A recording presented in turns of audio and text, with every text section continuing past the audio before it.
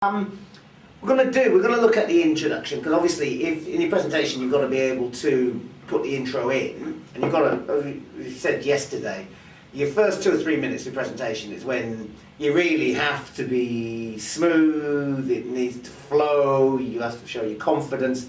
You establish yourself with the audience. So if you're presenting to the audience, you need to make sure that the audience sees the person who's speaking as confident and credible, competent. They know what they are talking about, because you've got to. People make first impressions, and if you're going to be speaking at a conference, you need to make sure that when people see you, for the first words that come out of your mouth, there has to be that level of confidence. Good morning, good afternoon. My name is Warren. Thank you for inviting me to speak today. Now, even those first few words, you need to be quite confident. And your introduction is where you establish yourself in the mind of the audience. Because after that point, then the presentation starts proper. But in any introduction, even a social introduction, what you first do is you go through what we call social patterns, social rituals.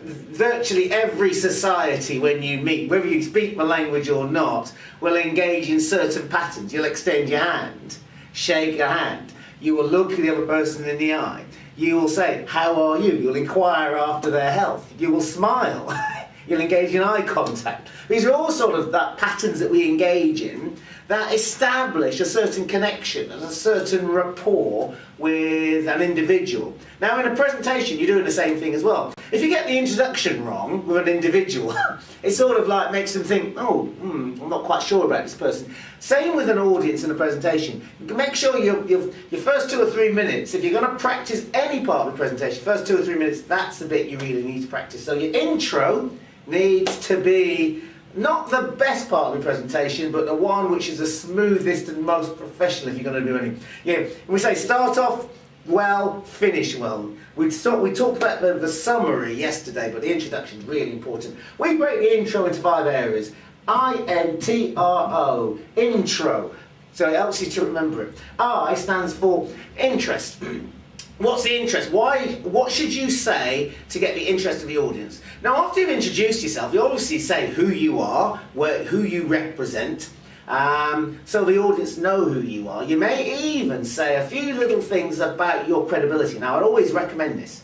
If you're a bit nervous, tell them a little bit about your history, the company that you work for, your involvement in a particular project, or on a subject you're talking about. So in some ways you're establishing your credibility with the group. I would normally say, start off with, as you know, on this course yesterday, I said, I have been in the training industry, I've been training people professionally for the past 20 years. Now I say that every single time I meet somebody on a training course, basically because it just establishes a little bit more credibility in the eyes of my audience. And obviously I'm doing training courses, but in a conference people don't know you. And as soon as they can see that you have a certain credibility factor, how long you've been in the industry, any successes you have, what position you hold, all these little things you might just attach onto your name when you're presenting yourself, especially in a conference. That's another part of interest, you see, because the audience will go, oh, that's interesting. I can see that I'm now being presented to by somebody who knows what they're talking about. Yeah, Hopefully. Hopefully. And that's what we need to do to pull that off. Need to say something which will interest the audience, and something which will just make them realise that what they're going to be talking about, what they're going to cover, is of interest to them. Now, it could be a fact, it could be an anecdote. You know, we talked about yesterday about having a big factor in terms of we could be saving, by the technique we are talking about in our presentation, we could be saving $5 million per day. Now, anybody in an audience will sit up and go, wow, that's fantastic. It will address the need, the need of the audience. Make sure, if you want the presentation to be interesting, make sure the audience can see that it'll satisfy any of the needs that they have.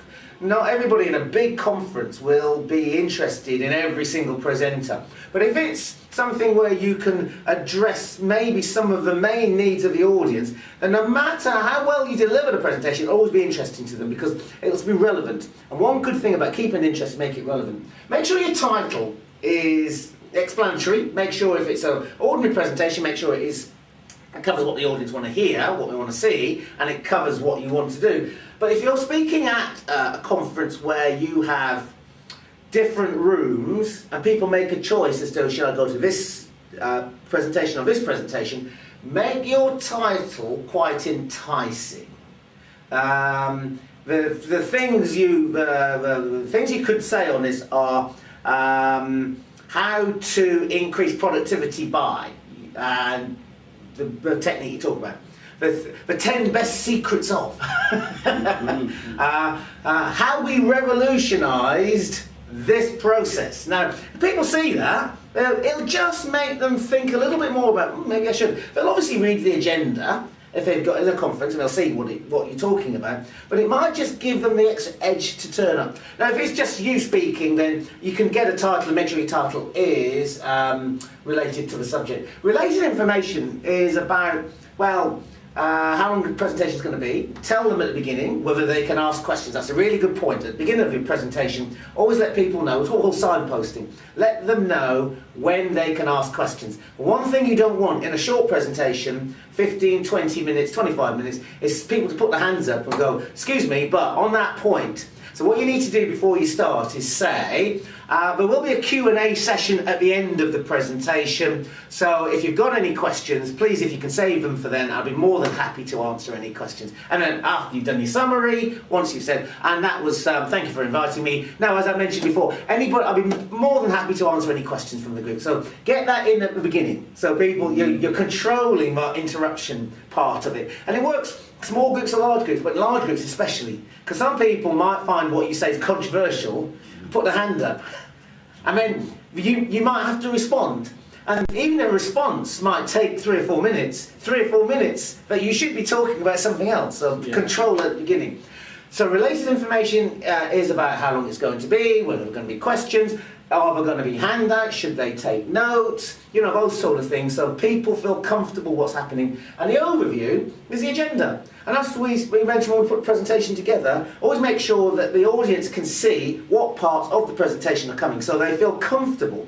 It's not like, even if you were, I mean, in London, if you decided this evening to go out for a guided walk, historical London, let's say, you'd meet where the person is showing you around, but before they start off, they'll say, what we're going to look at today, we're going to go here, here, here, here, here, and we're going to show you some very interesting sites, historical London, things that, you know, where things happened, and you'll be going, oh, that sounds really interesting. So, because you know what's going on, you will follow your guide, and as a presenter, you're the guide.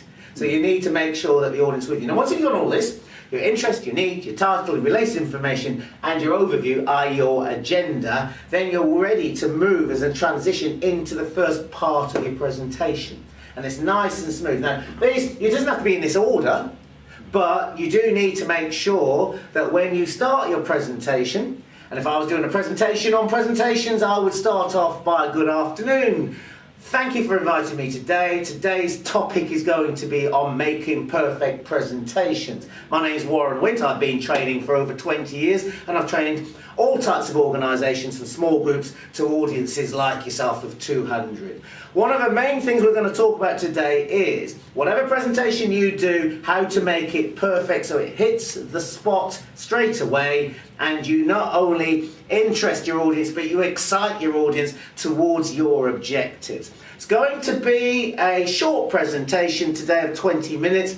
There are handouts there, please take notes, but I would ask you if any questions, please to save them at the end, and I'll be more than happy to answer any questions on a Q&A session there.